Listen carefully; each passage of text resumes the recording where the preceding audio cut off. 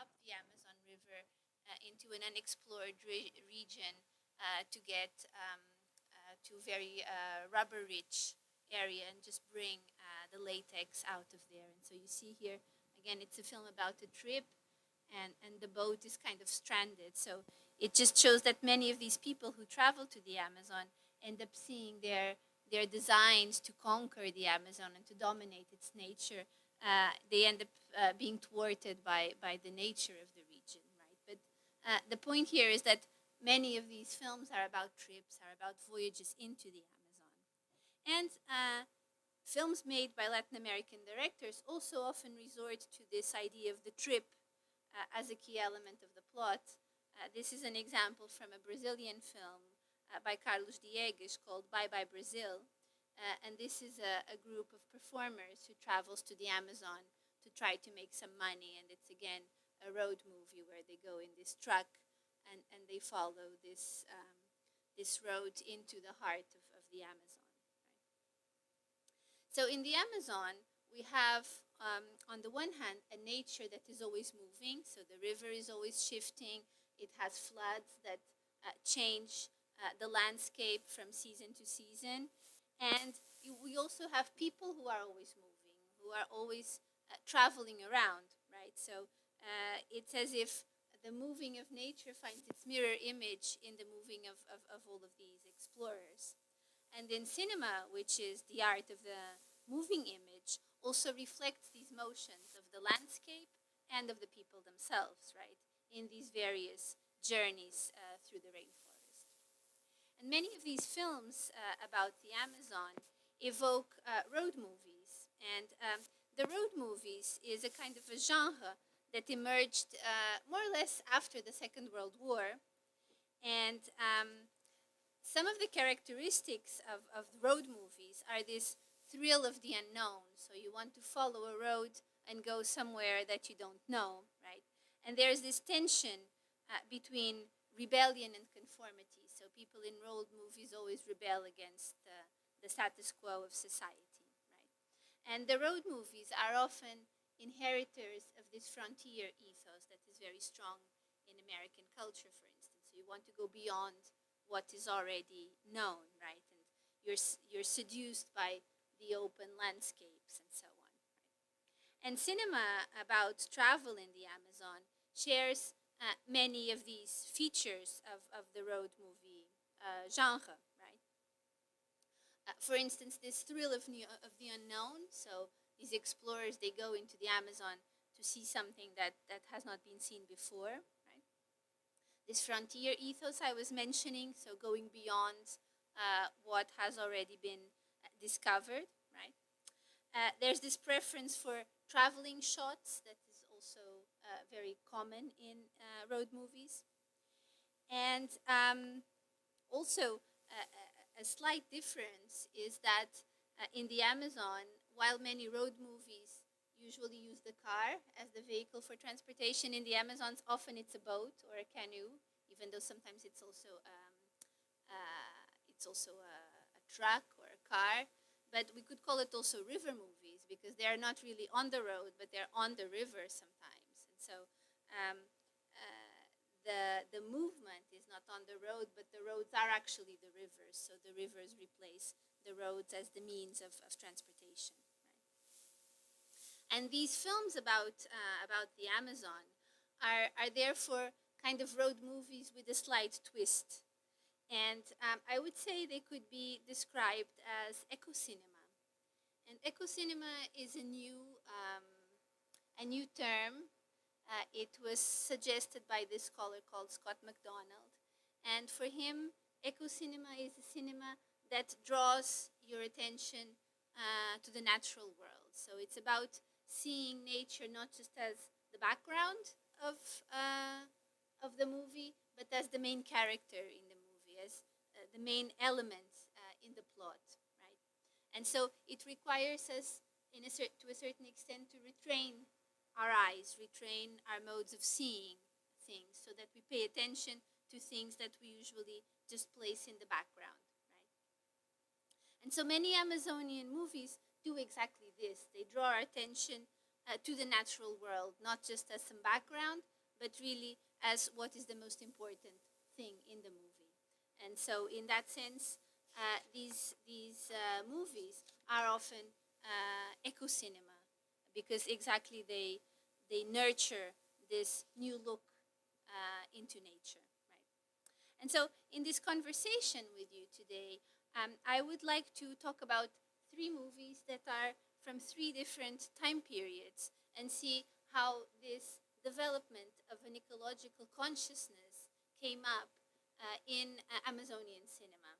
The first movie I will be talking about, it's called In the Land of the Amazons, and it's one of the first movies ever made in the Amazon. It's from 1922 by a filmmaker called Silvino Santos, and so we'll see in a few images of that. Then the second movie I will mention is from a different time period, from 1974, by George Bodansky and Orlando Senna, and it's called Iracema, an Amazonian Love Affair, and it's about this period of where the government, the Brazilian government, it's a Brazilian film, was trying to bring modernization and development into the Amazon, and so the film comments upon that. And then the third film is a very recent film from 2015 called The Embrace of the Serpent by a Colombian filmmaker called Ciro Guerra. So I would like to trace the development of this eco-cinematic environmental consciousness in these three movies and see how it has shifted throughout time, right? And so my goal is to reflect on the evolution of the iconography of the Amazon and also on the different paradigms adopted to portray the environment in films about the Amazon. So let's move to the first one, In the Land of the Amazons. So the movie was produced for the International Exhibition of Rio de Janeiro in 1922. So as most of you probably know, this exhibition was to celebrate the 100 years of Brazilian independence. So they had this big exhibition in Brazil, in Rio, and the film was produced to be shown there. And it was, the goal of the film was to show the Amazon to people who are not too familiar with the region, right? So it was to make the Amazon known to the rest of the world. And this filmmaker, Silvino Santos, he traveled over 6,000 miles with his camera to really capture what was considered to be the spirit of the Amazon. And you have an image, it's a bit blurry, but this is an image of Santos working with his camera at the time. And so the movie was very successful, even commercially. It won a gold medal in this exhibition and was released in Brazil, Europe, and the United States, and actually made quite a bit of money. Right? And the bulk of this film, In the Land of the Amazons, is organized around various economic activities, extractivist industries that were part of the regional economy. So there was fishing, rubber tapping, logging, cattle raising, the harvesting and preparation of tobacco, and so on and so forth. And Santos, the filmmaker, highlights the fertility of Amazonian nature and also tries to show the productive and modern sides of the Amazon, right?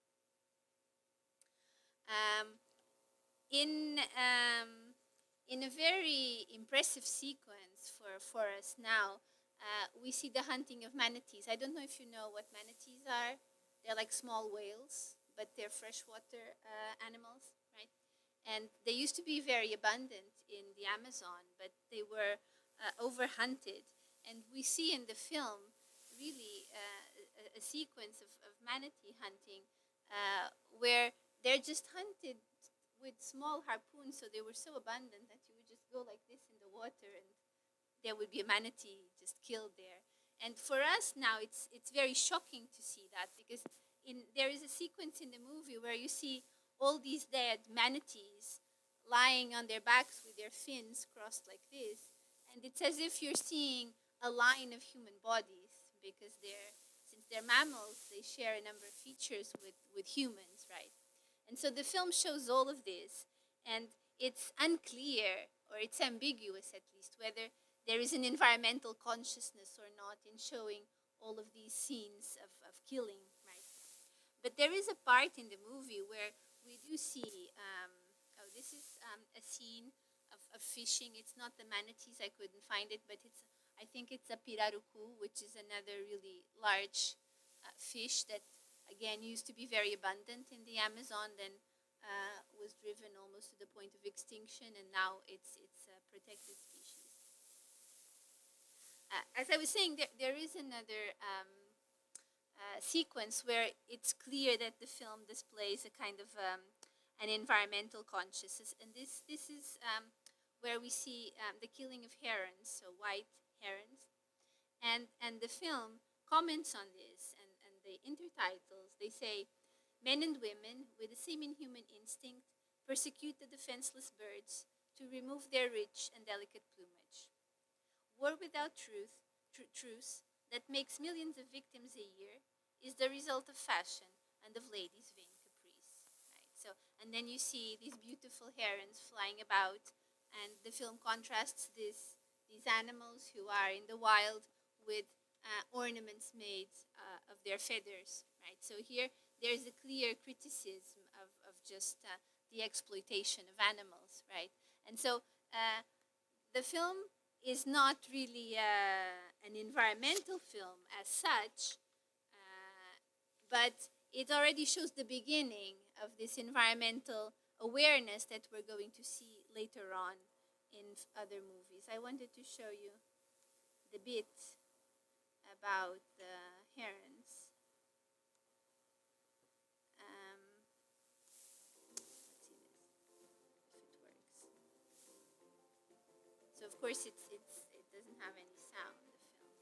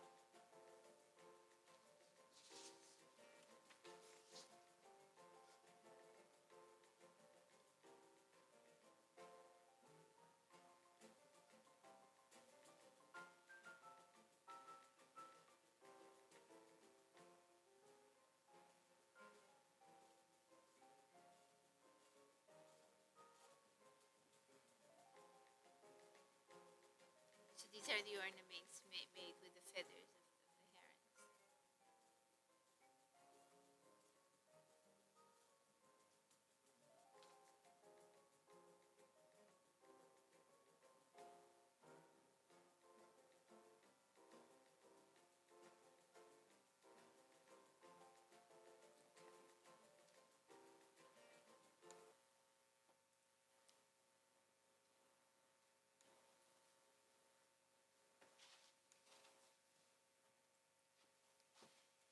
So while the film seems to justify activities that are kind of necessary for humans to survive, and these activities like the killing of the manatees are considered morally justifiable, the capturing of animals for what is seen to be a superfluous or futile reason is strongly condemned in the movie, as you saw.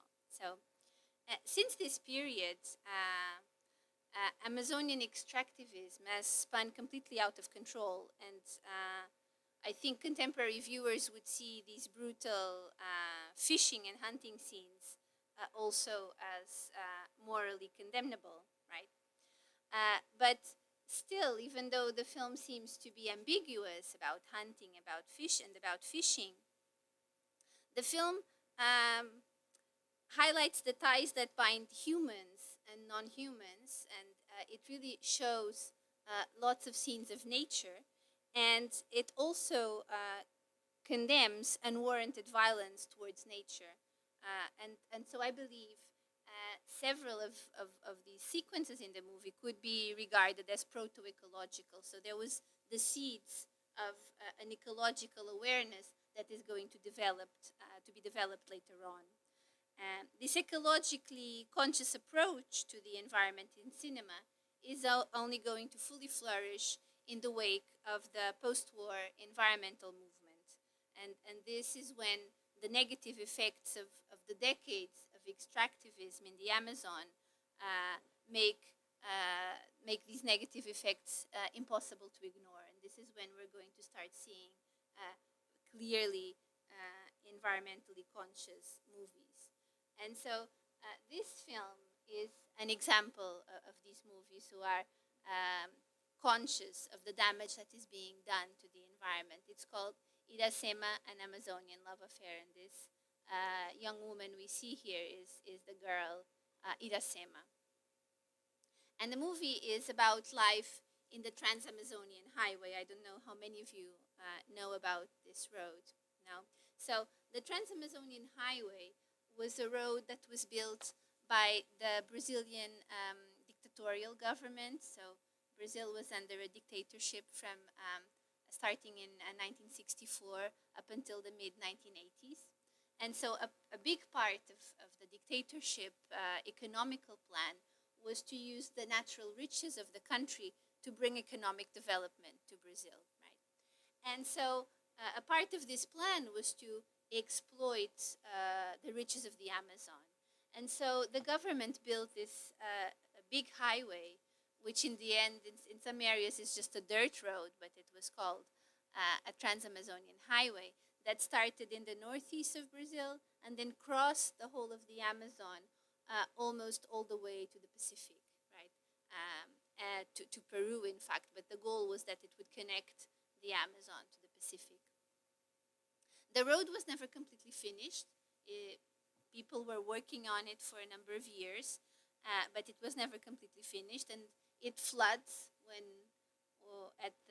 during the rainy season, and so the economic impact of the road was very dubious, but it brought lots of environmental destruction, because on the sides of the road there was usually lots of forest being burned for new settlements, so it brought lots of environmental problems to the Amazon. Right? And this film shows the impact of this Trans-Amazonian Highway both on nature and on the inhabitants of the region. Right? The film adopts documentary style techniques to criticize this environmental destruction that I was telling you about. And the two main characters, the Iracema and the guy she ends up meeting, an older man she ends up meeting, they interact with local people. From everyone in the movie, only this older guy, Tião, was a professional actor. Iracema was hired just for the film. She was a young girl from the region. And everyone else is just someone who happened to be on their path and was just filmed in the movie. And so I wanted to show you how the film really highlights the connection between this Trans-Amazonian road and environmental destruction. This is Iracema and Tião, so the two main characters, and he was a truck driver, so they're lying near his truck, and again, he was driving through the Trans-Amazonian Highway, so that's why the title of the film. And you can see here there are a number of asymmetries in these two characters. So the girl, I think she was 14 or 15 when she featured in this film. The guy's much older. She's much darker skinned than he is. He's supposedly from the south of Brazil, which is a richer part of the country. She's from the Amazon, which is traditionally a poor part of Brazil. So all of these asymmetries play out in the film. And as they travel through the Trans-Amazonian Highway, we see the destruction of the landscape. So this is their truck, and you can see how the burning of the forest is clear. There's the smoke everywhere. And you see how there are large stretches of forest just being burned.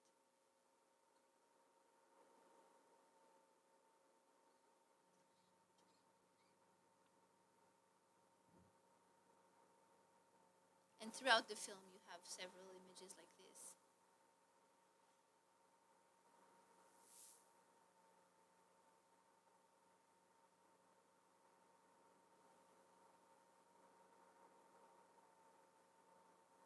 I'm not sure why there is no sound, but is it off?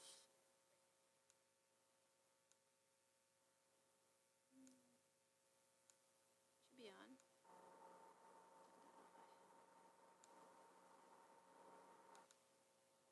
Sorry.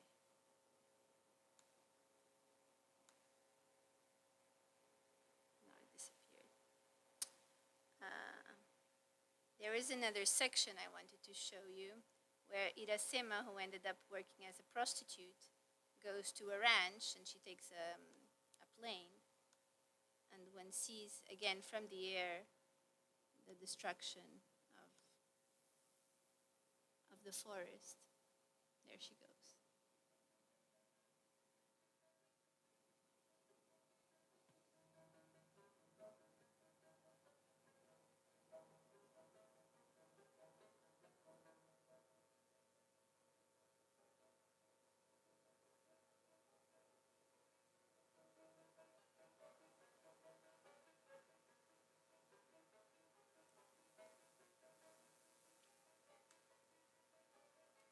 So what we see in the news now very often, the deforesting and burning down of the Amazon. I mean, this is a film from the 1970s, so we can see it's been going on already for decades and decades.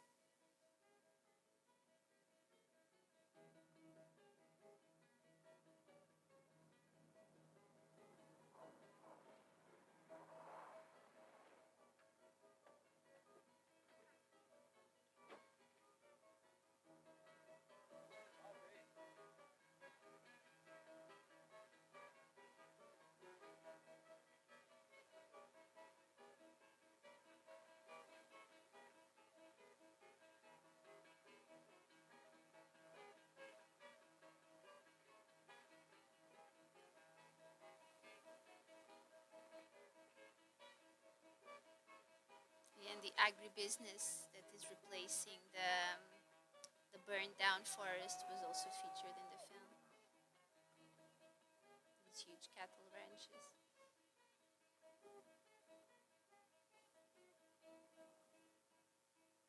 And then the burning, of course.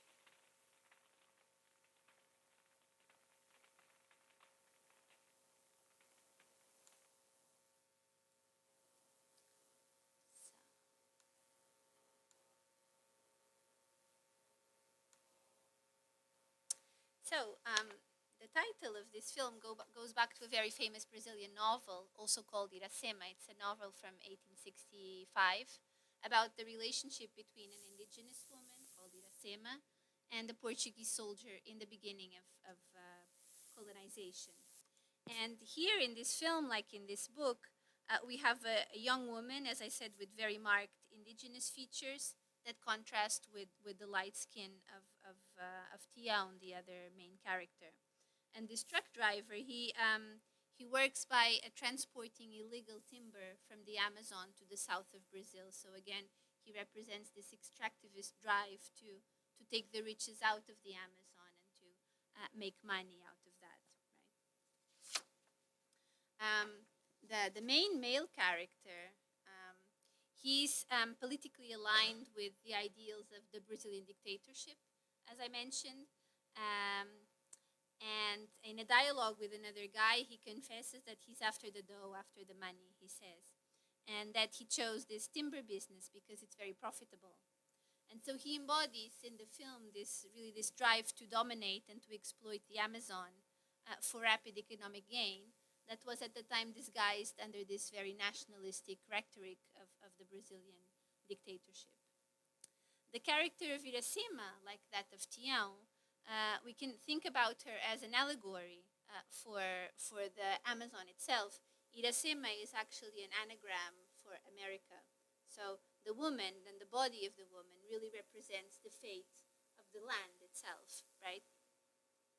And in the final moments of the movie, we find again Iracema together with a group of other women who, according to one of the directors of the movie, were actually real-life prostitutes. So these other women that they just found on the road.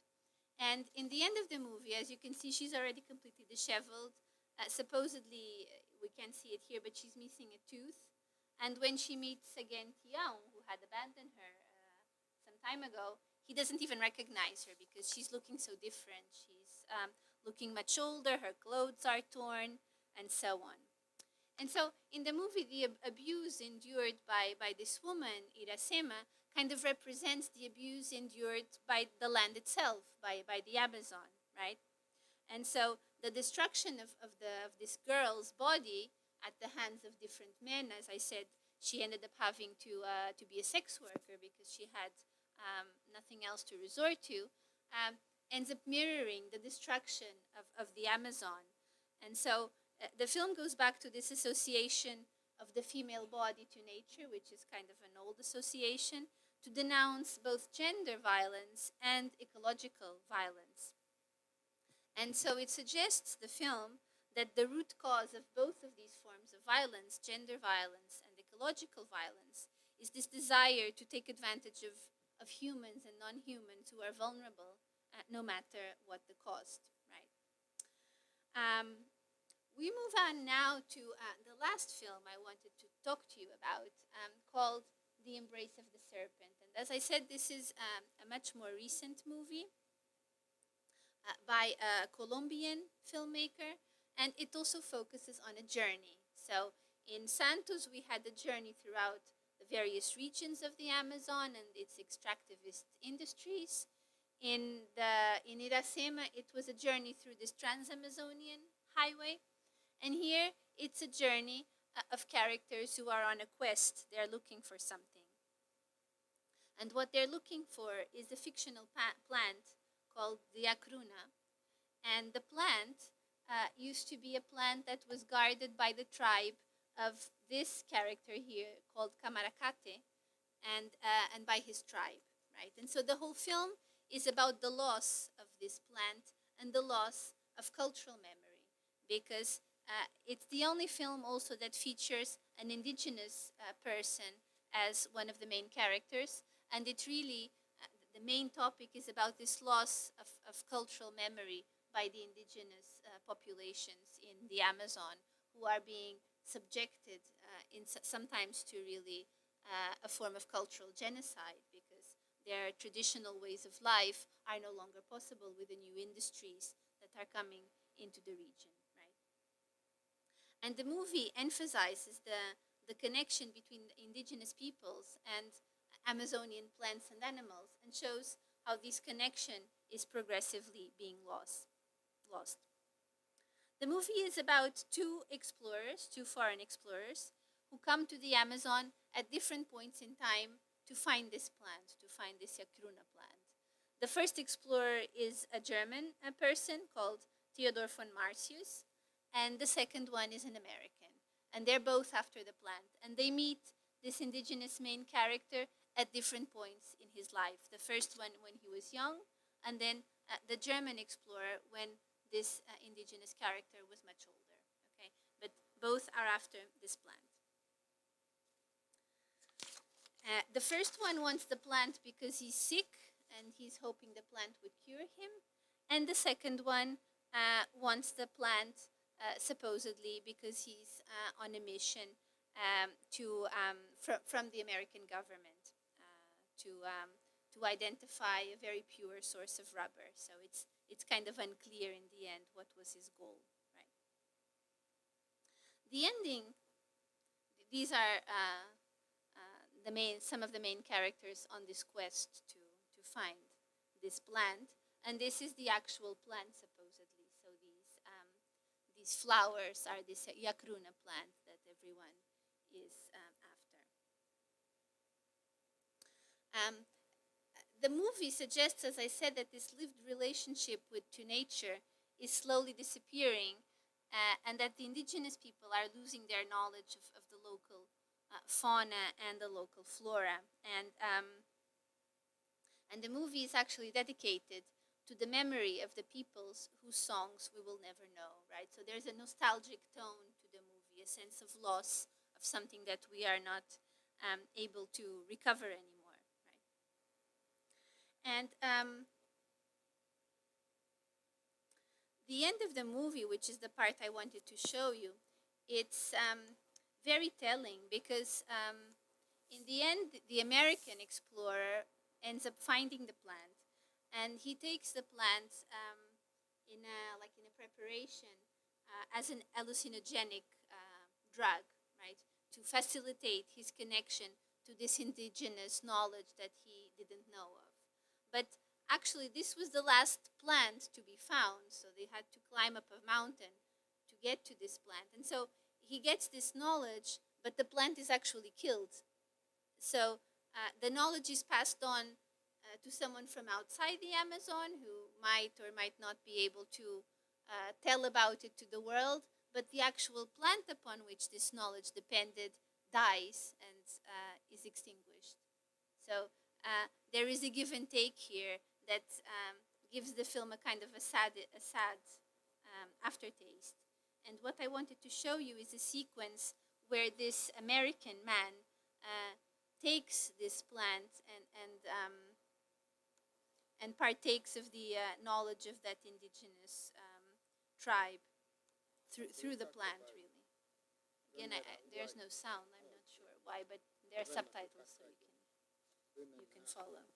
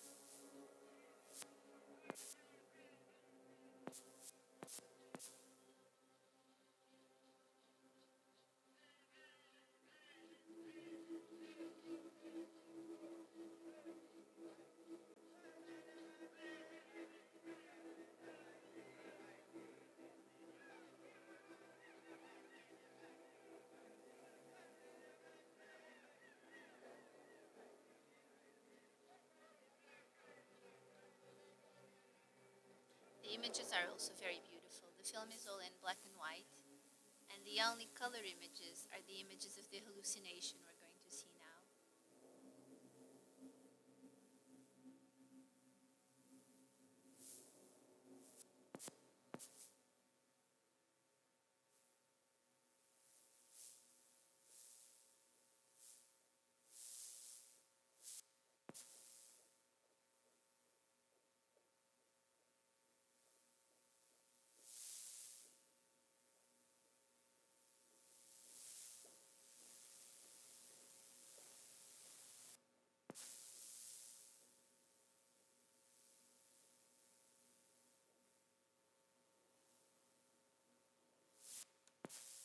And so on. So then there's a bit more of these hallucinations of that main character.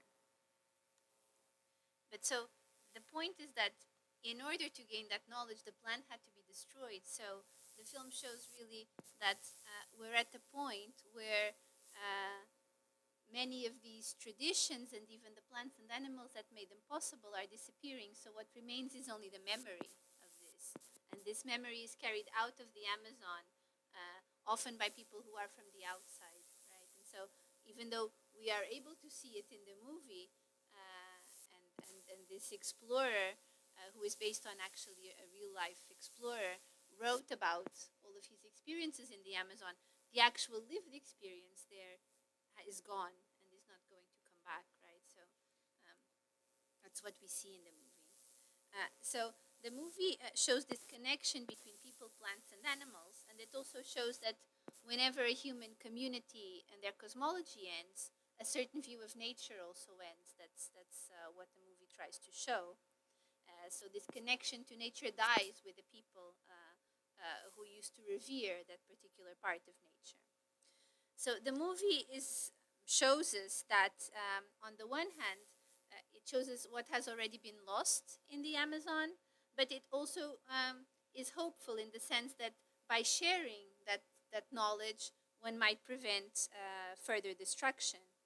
And this nostalgic undertone of the film is countered by its commercial success. This was an extremely successful film. It was nominated for an Oscar. It won Art Cinema Award at Cannes, so it won a number of prizes. And so it was brought to a very wide audience, and this audience was able to learn about the recent history of the Colombian Amazon. And so it brought the Amazonian natural world and its peoples to a big audience. And the memory of this region was passed on through words and through images to this audience that the film reached. Right? So in conclusion, road movies are often as much about an inner metaphorical journey as they are about a physical journey, right? And Amazonian cinema about trips, such as these movies that I talked about here, they show us trips through the Amazon that are also a journey to the heart of our culture that depends on extractivist industries in order to survive. The films try to make the region, the Amazon, its peoples, and the flora and fauna of the Amazon known to those outside it. And they try, I think, to portray the Amazon beyond the cliches of this region that is very exotic and brimming with natural treasures. The films focus on some of the social and ecological problems that are brought about by the economic exploitation of the Amazon and of its peoples. And they show that the problems facing the Amazon are the result of relentless resource extraction that has been the engine of economic growth in our societies for the past few centuries. Through the camera work of the films, the close-ups of animals and of plants, the traveling shots of the forest, the tracking shots of boats on the many local rivers and so on, the films try to show another Amazon that resists this logic of exploitation and of domination. And I think the enduring legacy of these films is really to portray this other Amazon with the human and non-human beings that live there and that call it its home. So thank you very much for your attention, and if you have any questions.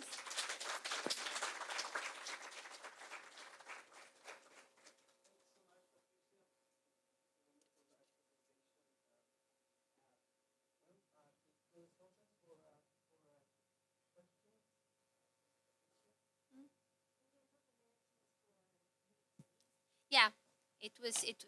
They ate the manatees. They used the oil in a variety for cooking and also for lighting and so on. So they used really pretty much everything of the manatees. Oh, I'm sorry. So yes, it was hunted. They were hunted for consumption, but as the population of the Amazon grew and there was more and more hunting, they became endangered, and now they're an endangered species. There are a number of projects to build the population of manatees back to not to what it used to be, but at least to a sizable number that would no longer be on the brink of extinction. Yeah. Yes.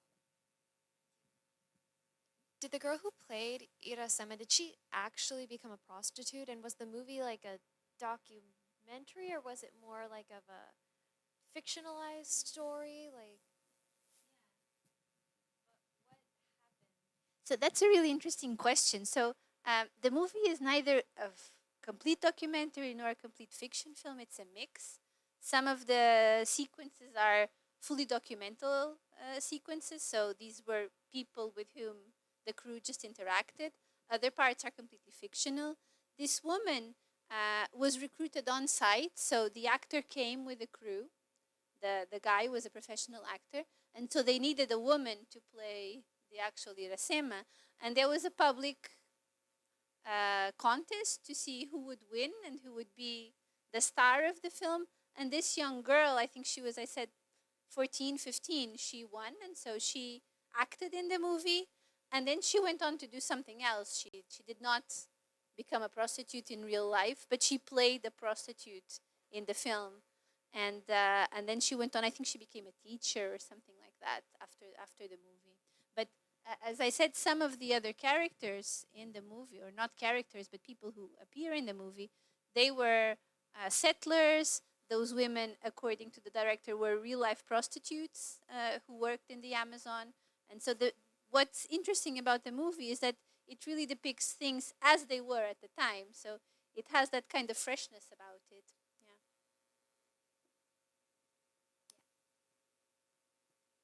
What are some of the main ways you see that Amazonian travel movies have changed? It's a broad question, but I'm just interested in how, like, what sort of different motifs you might see currently as opposed to the ones you talked about in your in Amazonian travel movies. What are some of the main kind of changes you've seen in terms of the way the Amazon was portrayed in the three movies you picked as opposed to today? Well, that's a great question. I think a big difference between the first and the last movie is the portrayal of the indigenous community and the Amazon. Because in the first movie, I didn't show that, but the indigenous population is portrayed like nature, right? So there are several shots that show indigenous communities, and they're just there. It's as if a part of the natural world was being shot, right? So they're seen as exotic, as different. You never see things from their perspective. It's always just the filmmaker portraying that indigenous group as though they were a curiosity, right? And in this last movie, it's the complete opposite. So the indigenous character is actually the main character in the film. So you see things and and and and animals and plants through his eyes, right? So he's the one who guides the viewers, and this is a big shift, right? I think it has to do really with the development of an ecological consciousness and with the awareness that the indigenous population of the Amazon had a different relationship to the natural world from from the relationship that people from the outside had. They, of course, if you come from the outside, and those who came from the outside often looked at the Amazon with just an economic eye. So, what can I get out of this region that would enrich me? So, what can I take out? Whereas, of course, if you were already living there, like those indigenous communities were for many centuries, your approach is different, is how to live with, not how to live from, but really how to live with these animals and plants. And I think that's what this last movie tries to show. And as I said, it's a bit nostalgic about the loss of that living with animals and plants, that ability to live with animals and plants. And I think that is symbolized by the extermination of this plant, of this fictional plant, that in the end of the movie it just ceases to exist. Right? So it represents the loss of our ability to live with, because we just want to live from the animals and the plants. And in this drive to live from them, we end up destroying them completely. And not just in the Amazon, of course. Other questions, comments?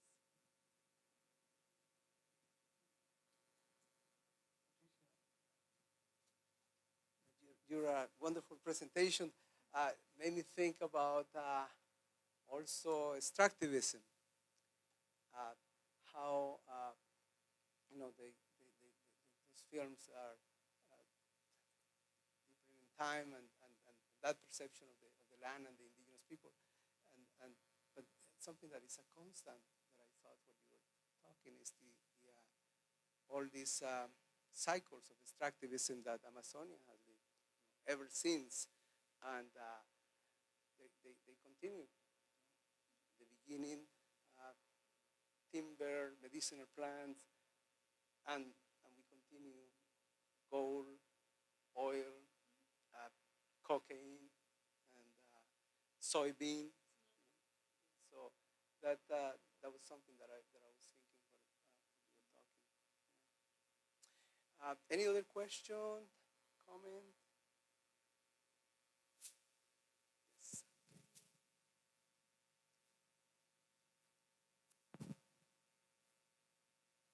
In the movies you were speaking about, we see the inside of people who are reflecting on the indigenous life, on the Amazonian life.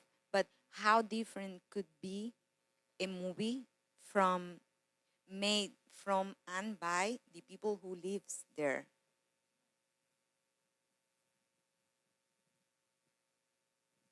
Yeah, that's an interesting question. There are some experiments on that. There is in Brazil there is actually a project called Coisa de Índio, so Indian thing, where uh,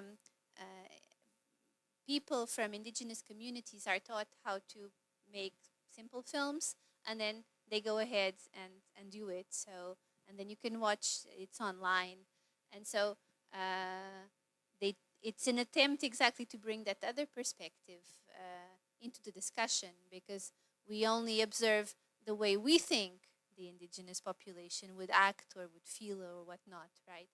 Um, I often find that that very same question would be interesting if we thought also about plants and animals.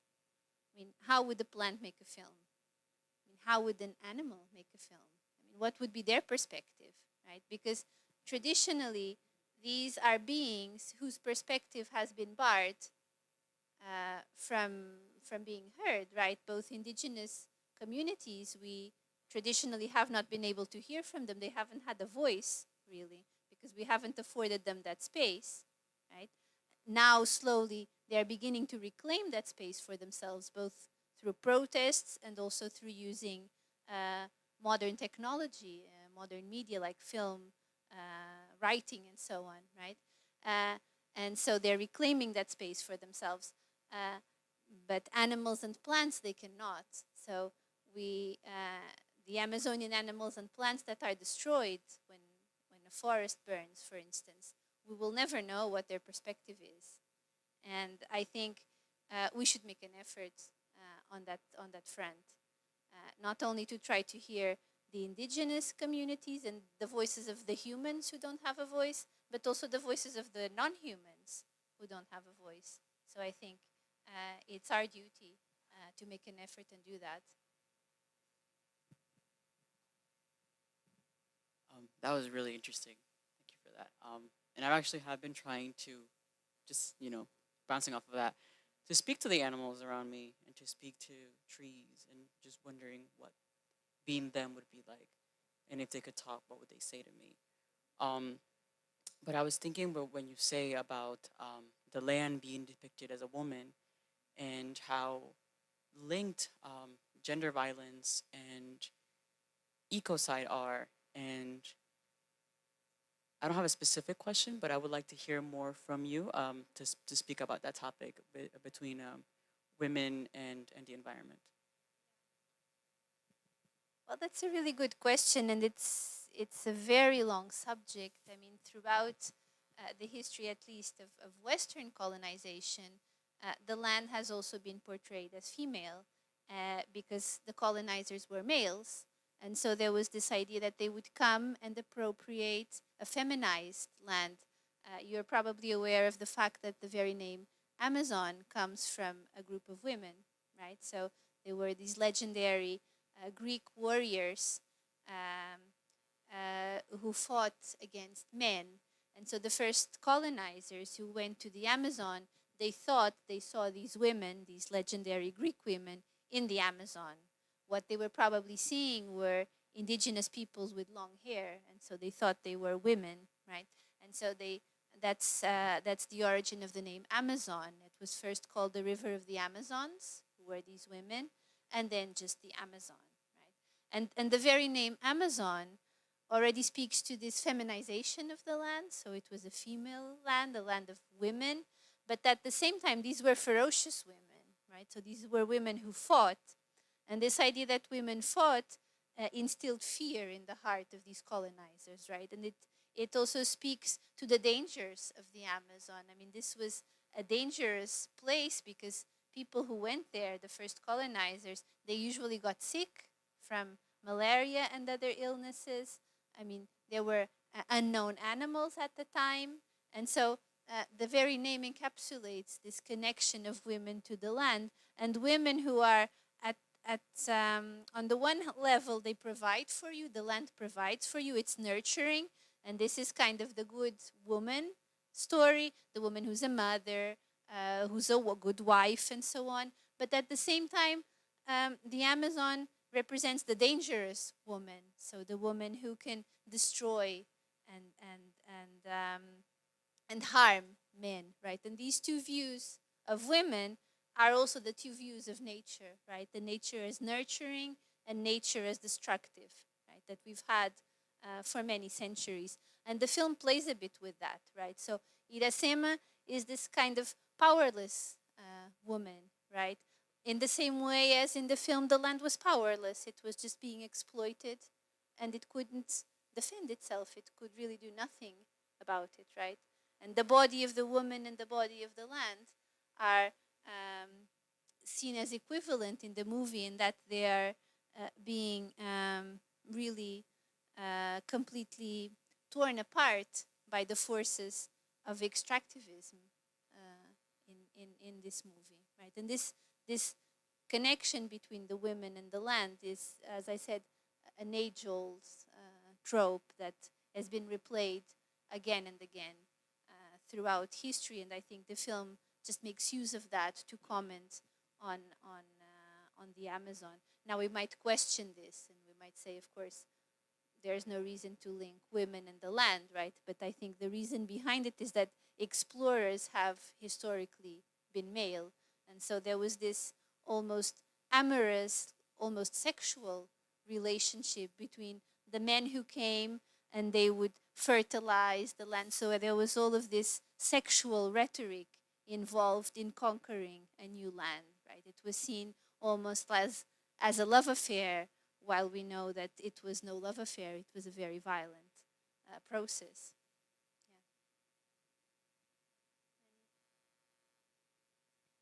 Yeah. Other questions?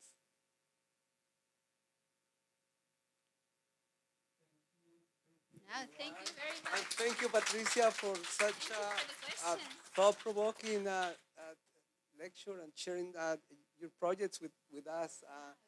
And now I would like to invite all of you at 7 o'clock at the Askew Cinema Center to watch a film that just came out this year.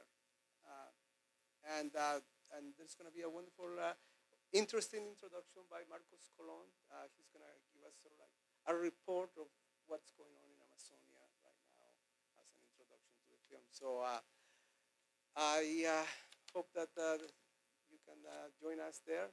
And tomorrow we have a very good presentation by biologist Diego Mejia, who has worked closely with Herman Ruiz Abecasis, who unfortunately he couldn't make it from Peru, but he sent us his presentation, and we have been talking to him. So we're going to have the presentation by biologist Diego Mejia, who has worked in projects with Herman Ruiz Abecasis in the Amazon. And obviously on Wednesday, we have all the presenters here and I hope you can join us then too. So thanks so much, everyone, for coming today to be with us. And obviously, we would like to continue this conversation with Patricia, but unfortunately, the time is up. We have to go to the next event. So I'll see you soon. Okay. Thanks, everyone. Thank you, Patricia.